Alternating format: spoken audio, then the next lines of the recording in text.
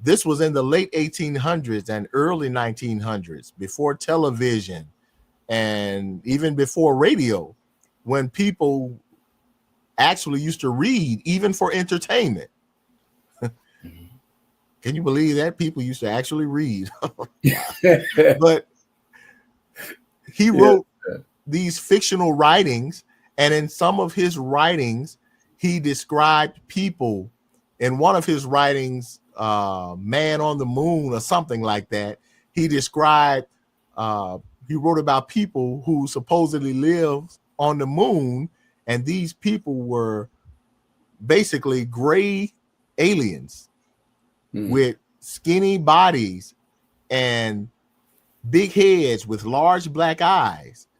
He also referred to, in another of his fictional writings, I think it was Man in the Year Million or something like that, in the late 1800s, early 1900s, he talked about how people would look a million years from now, and they would have stunted bodies, small bodies with gray skin and big heads and large black eyes. Mm. These are fictional tales written by very creative author H.G. Wells. So when white folks started coming up with their lies about aliens, they had something to choose from. Oh, well, let's go to H.G. Wells. Mm. You see? But they're lies nonetheless.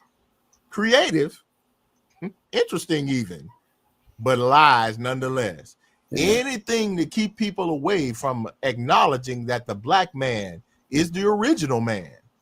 And it's this original man, these black folks, under the direction of God himself, who are responsible for these wheel-shaped crafts that they call UFOs.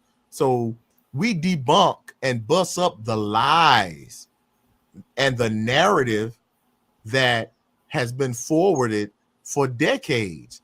And we source how that narrative is the primary purpose for that narrative is to divert people away from the truth that the Nation of Islam has brought and is still bringing about these planes.